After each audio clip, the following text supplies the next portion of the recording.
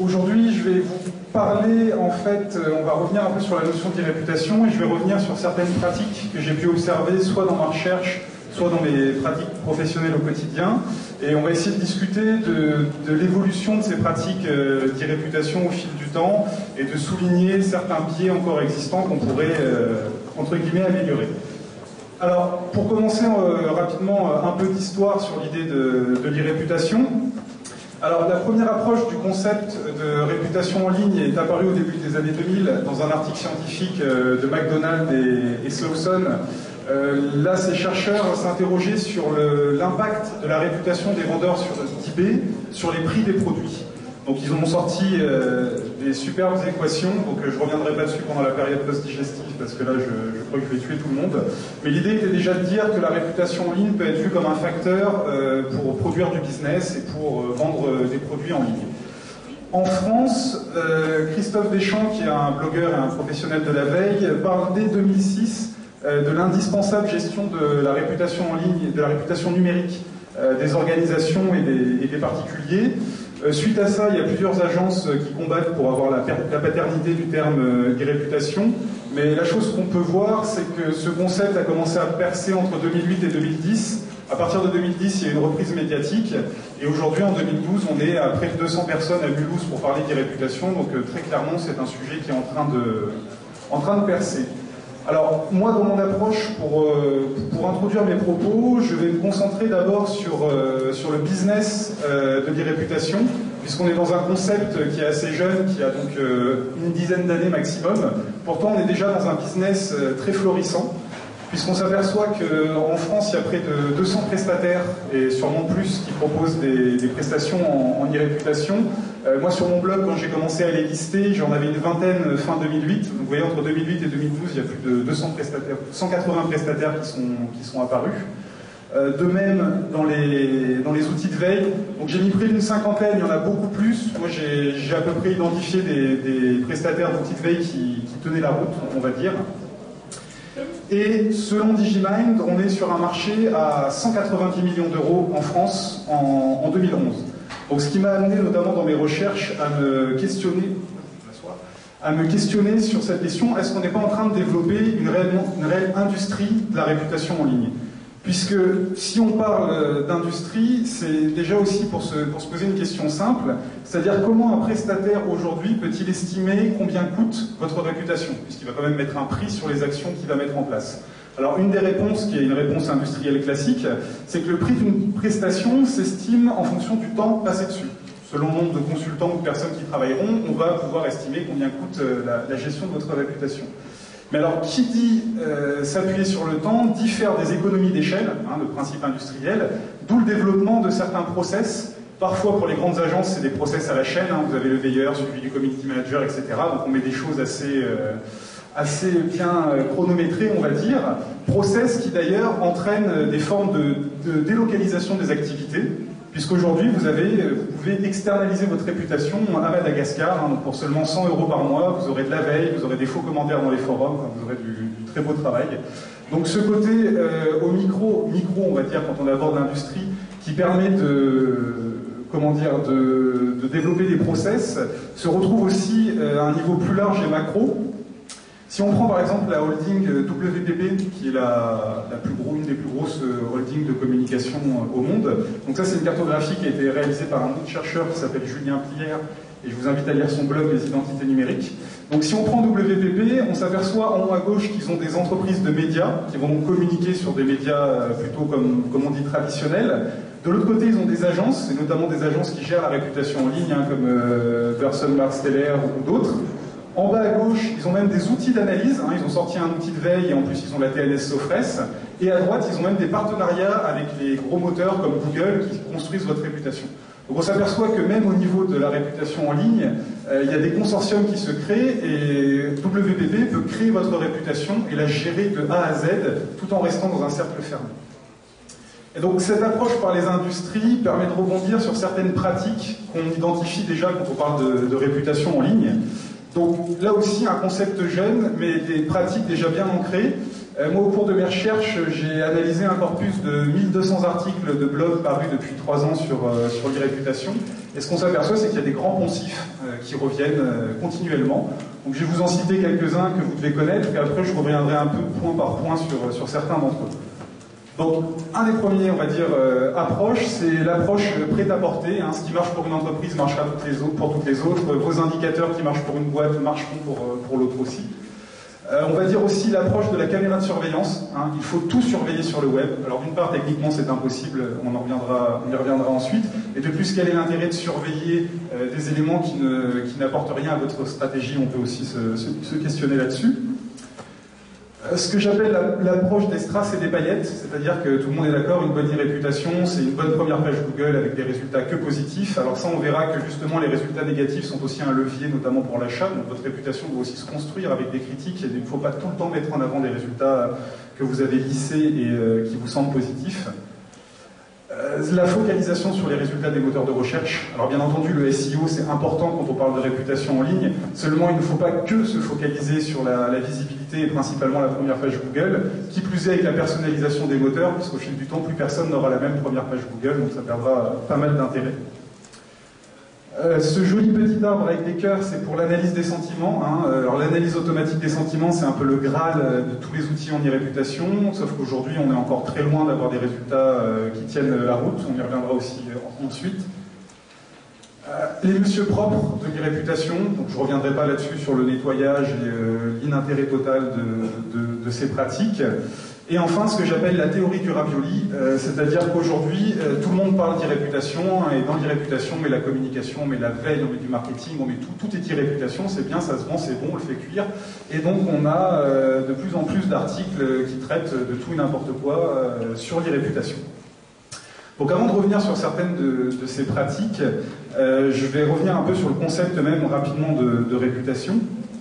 À savoir que la réputation n'est pas qu'une image ou un reflet. Souvent on entend la réputation c'est gérer son image, sauf que par définition la réputation est une forme d'évaluation et une évaluation des actions de l'entreprise, donc quelque chose qui est tout le temps en mouvement. Donc parler d'image, ça suppose un certain statisme qui n'est pas forcément réaliste.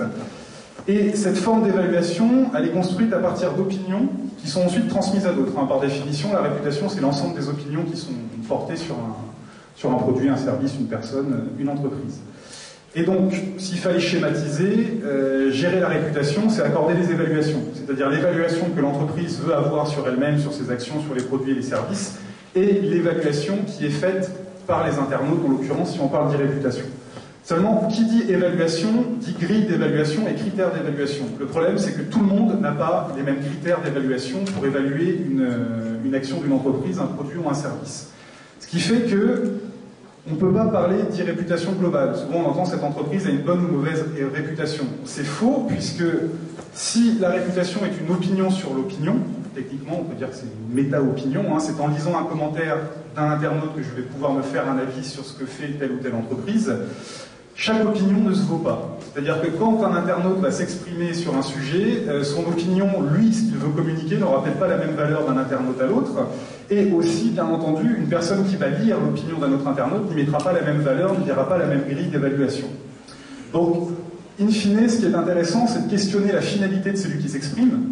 Au final, pourquoi émet-il une opinion sur telle ou telle action de l'entreprise?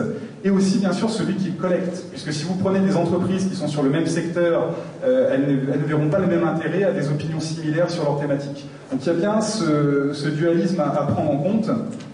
De même que la notion de communauté et de groupe, puisque la réputation est une construction sociale, c'est par les échanges, et très clairement, chaque communauté, chaque groupe ne construira pas les mêmes opinions sur les mêmes faits et gestes. D'où l'idée de dire on n'a pas une réputation globale, une entreprise n'a pas une bonne ou une mauvaise réputation, une entreprise, elle produit des perceptions différentes en fonction des groupes, des communautés, voire même de ses produits, de ses services, etc. Tout l'intérêt de pouvoir détailler le tout. Et pour enfoncer un peu de clou, que faire de ceux qui ne s'expriment pas? Aujourd'hui sur le web, alors selon les études, on va dire qu'il y a 20% des internautes qui s'expriment. Que faire des 80 autres % qui ne font que lire des contenus? Comment les intégrer dans ces questions pour évaluer son e-réputation?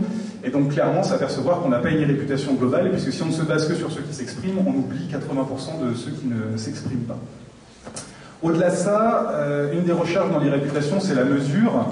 Et de mon point de vue, je pense qu'on a tendance à beaucoup mesurer la notoriété aujourd'hui et très peu la réputation. C'est-à-dire que déjà la notoriété est différente de la réputation. La notoriété, basiquement, c'est le fait d'être connu. Alors en bien, en mal, il y a toute cette notion de perception qui est liée à la réputation, de sentiment, d'affectif qui n'est pas là. Mais l'avantage de la notoriété, c'est qu'elle peut être quantifiée. Et vous voyez souvent, elle l'est très facilement, hein, les parts de voix, les citations, les retweets, les volumes de résultats, etc. Sauf que la notoriété avec l'audience et la popularité, qui sont encore des concepts différents, sont bien entendu partie intégrante de la réputation, mais in fine, on ne peut pas résumer la réputation à un simple calcul, malgré le fait que beaucoup essayent. On ne peut pas résumer ça à un simple calcul. Il y a une forte notion de contexte à prendre en compte et de se dire, comme je le montrais avec les communautés et les groupes, que chaque communauté, chaque groupe, chaque internaute, en fonction de son contexte, n'aura pas les mêmes perceptions. Donc moi, c'est ce que je développe dans ma recherche, c'est-à-dire une approche forte par le contexte d'émission des informations. Et cette nécessaire prise en compte du contexte va permettre de pallier pas mal d'analyses. Notamment, ça va permettre d'aller au-delà de la mesure de la notoriété, donc d'interpréter des perceptions, comment l'internaute a perçu l'action, comment il l'a restituée, ça va dépendre fortement de son contexte, on y reviendra. Ça permet de définir les fameux sentiments, hein, je mets bien entre guillemets, j'y reviendrai aussi plus en détail, ou encore établir des indicateurs de mesure. Et pour prendre en compte ce contexte, donc il y a beaucoup de choses, on pourra en discuter après si vous voulez, déjà c'est en définissant ses propres objectifs, c'est-à-dire le contexte de l'entreprise. Très bien, je vais évaluer ma réputation, je vais la gérer, mais in fine, c'est pour en faire quoi de cette réputation, c'est pour en faire quoi des opinions d'internautes, et définir bien sûr des cadres d'analyse, et aussi en s'appropriant très clairement les usages de son public, en évaluant la manière dont ils consomment l'information, comment ils vont partager telle ou telle information, est-ce qu'ils utilisent cette plateforme de telle ou telle manière, quelles sont les opinions qu'ils émettent généralement sur tel ou tel sujet, etc. Et une fois qu'on aura bien pris en compte ce contexte, on va pouvoir réfléchir aux indicateurs de mesure. Parce qu'aujourd'hui, sur le web, les indicateurs de mesure, c'est un peu chacun sa sauce, chacun son approche. Donc vous en avez un peu dans tous les styles, hein. Vous avez ce que propose Forrester qui va beaucoup se focaliser sur les ambassadeurs et la manière, pardon, Altimeter, qui va se focaliser sur les ambassadeurs et les outils pour mesurer. Vous commencez à avoir des calculs mathématiques intéressants comme le volume multiplié par l'impact égale la qualité du bouche à oreille. Vous pouvez aussi cocher dans des cases ce qui vous intéresse, c'est beaucoup plus simple à comprendre. Et vous avez des absolus très intéressants où on va multiplier un ranking avec la source d'un message multiplié par la taille d'un message et un concept scientifique et mathématique bien connu qui est la pertinence du message que tout le monde pourra bien sûr évaluer de manière stable.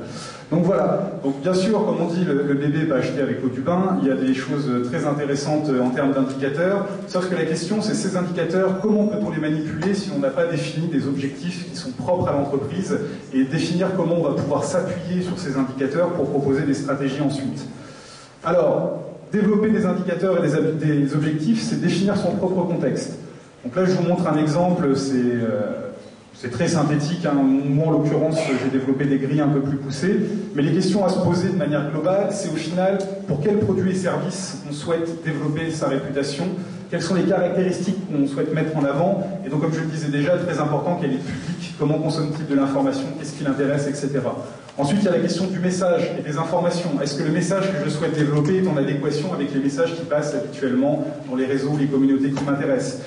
Quel type d'informations sont consommées? Comment je vais pouvoir intéresser ou pas mon public? Il y a la question du où, la question des supports. Très clairement, vous devez être une majorité d'utilisateurs de Twitter. Vous savez que sur Twitter, on va dire qu'il y a des rites qui sont développés. Donc effectivement, les indicateurs à développer vont dépendre fortement du support sur lequel va être diffusée l'information. Les communautés, comme on le disait juste avant, et le offline.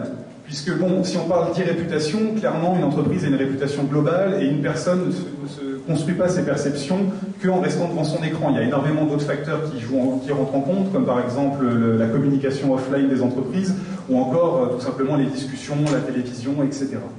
Après, bon, il y a la question de la temporalité. Hein. Est-ce que vous faites un focus sur quelque chose, un événement à court terme, ou est-ce que vous êtes plutôt sur une gestion à long terme, avec cette idée de sortir du mode campagne et qui dit gestion de la réputation, qui est quand même une question de long terme. Il y a la question des leviers, donc je ne reviendrai pas dessus, parce que ça a été discuté ce matin et ça le sera encore cet après-midi. Les questions pratiques, hein, quel budget. Et enfin, la question existentielle de chaque être humain sur Terre, pourquoi ? Pourquoi on va gérer cette réputation? Est-ce que c'est pour faire connaître notre produit, nos entreprises? Est-ce que c'est pour les faire vendre des produits? Est-ce que c'est pour rectifier des rumeurs, des images, etc. Donc, une fois ce contexte défini, ça va permettre d'aborder différemment certaines pratiques, comme par exemple l'analyse des sentiments. Aujourd'hui, on est dans une vision binaire. Soit c'est positif, soit c'est négatif. Dans la vie, vous le savez, hein, rien n'est noir, rien n'est blanc. Il y a une gamme de sentiments et d'opinions que l'on pourrait développer plutôt que d'essayer simplement d'avoir cette approche binaire, c'est positif, c'est négatif. Sachant que la gamme de sentiments est très intéressante, avec cette petite question, est-ce que vous vous sentez neutre aujourd'hui? Ça va, vous êtes assez neutre? Parce qu'une opinion neutre, c'est un oxymore. Une opinion ne peut pas être neutre. Pourtant, vous verrez que dans la plupart des résultats proposés par des agences, généralement, il y a 60% d'opinions neutres.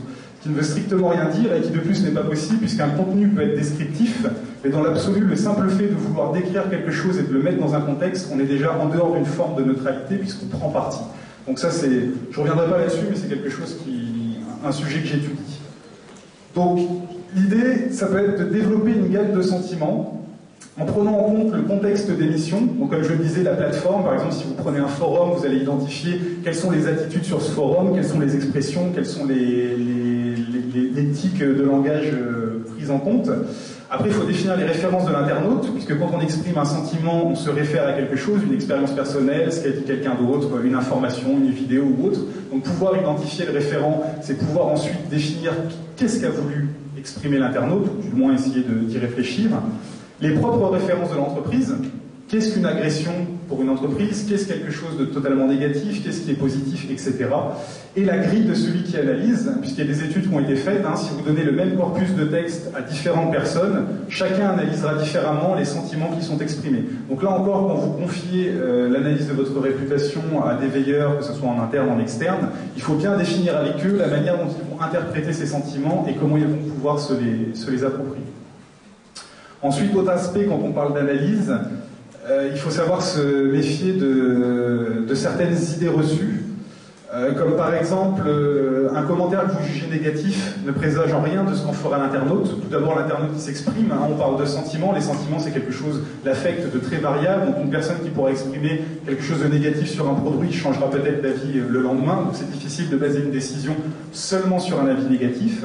Et en plus, il ne faut pas préjuger de ce que feront les internautes qui lisent cette opinion exprimée en termes d'action.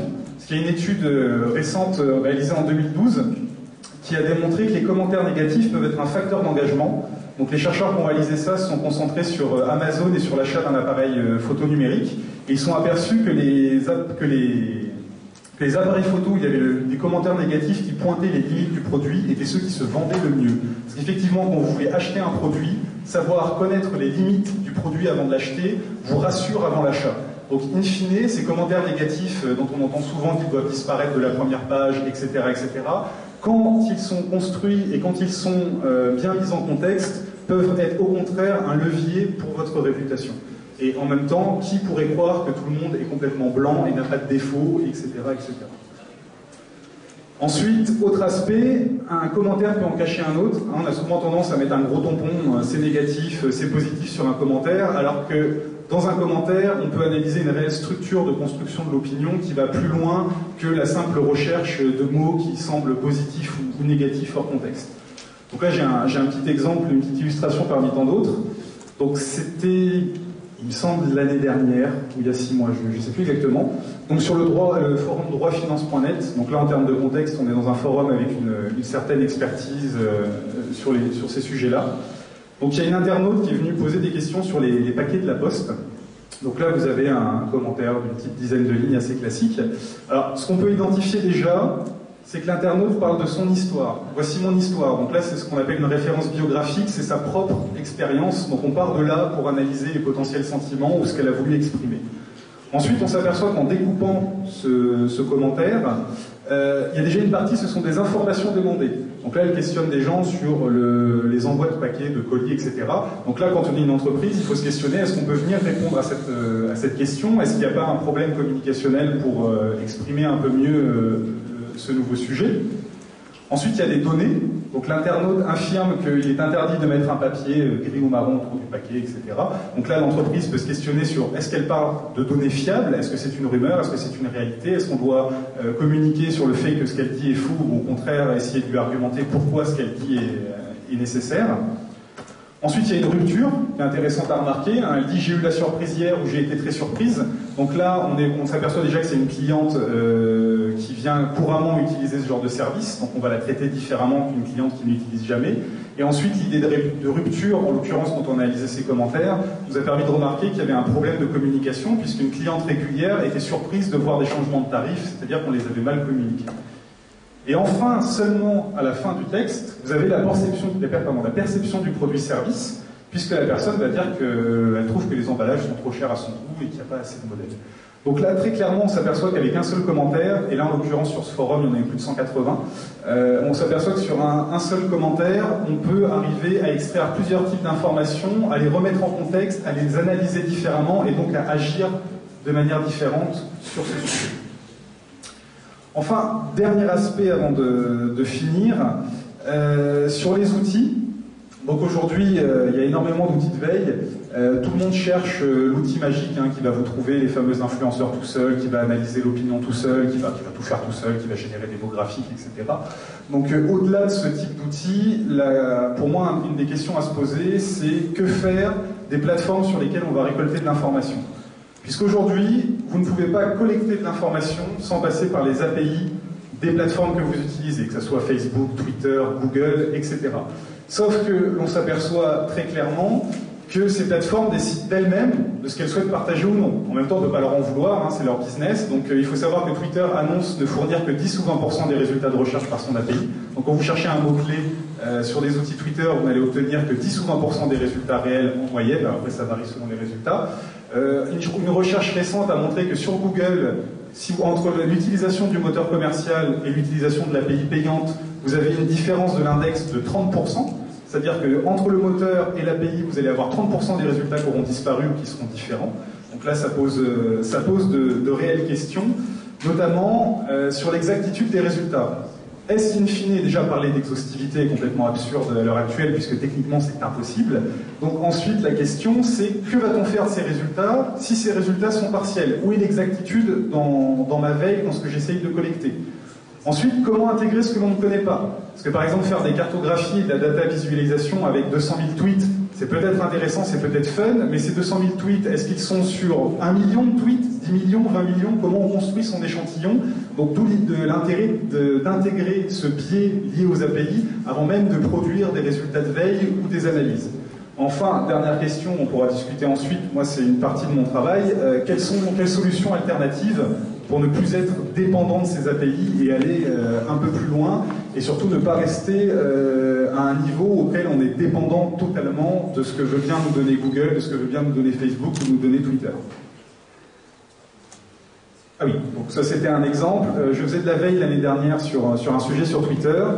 D'une semaine à l'autre, on a vu une variation de 20% dans nos résultats, c'est-à-dire des tweets qui existent, qu'on avait vus, qui avaient disparu, des tweets qu'on n'avait pas vus, qui étaient réapparus. Et effectivement, en allant voir sur le blog de Twitter, on s'est aperçu qu'ils avaient complètement modifié l'accès aux requêtes possibles sur leur API pour collecter de l'information. Donc du jour au lendemain, voilà, on a perdu 20% de nos résultats. Et d'ailleurs, ils l'ont mis à jour en avril, c'est-à-dire qu'ils ont encore changé le mode de requêtage de l'outil. Alors, pour conclure, comme ça je serai bien dans les temps, la notion d'e-réputation et les pratiques qui l'accompagnent sont encore en mutation. C'est un concept encore jeune, il faut pas s'arrêter sur ce qui se fait encore aujourd'hui, il faut toujours essayer d'aller plus loin et d'affiner l'approche. Il ne faut pas s'arrêter sur certaines bonnes recettes, même si ça marche, même si c'est facile. Et encore, j'aurais pu vous parler de la notion d'influenceur ou de choses comme ça. Donc il ne faut pas s'arrêter sur certaines bonnes recettes marketing. Il faut toujours essayer d'adapter à son environnement et à son contexte ce qu'on développe. Donc définir clairement le contexte de l'entreprise. C'est l'entreprise qui va choisir ce qui est bon ou mauvais pour elle. Ce n'est pas certains indicateurs ou autres. Et c'est celui de son public, bien entendu, pour mieux le comprendre. Et enfin, ne pas oublier que la communication et le CRM, c'est bien, mais ça ne résout pas tout. Nous vous redonnons maintenant le contrôle de votre appareil de télévision jusqu'à la prochaine émission de...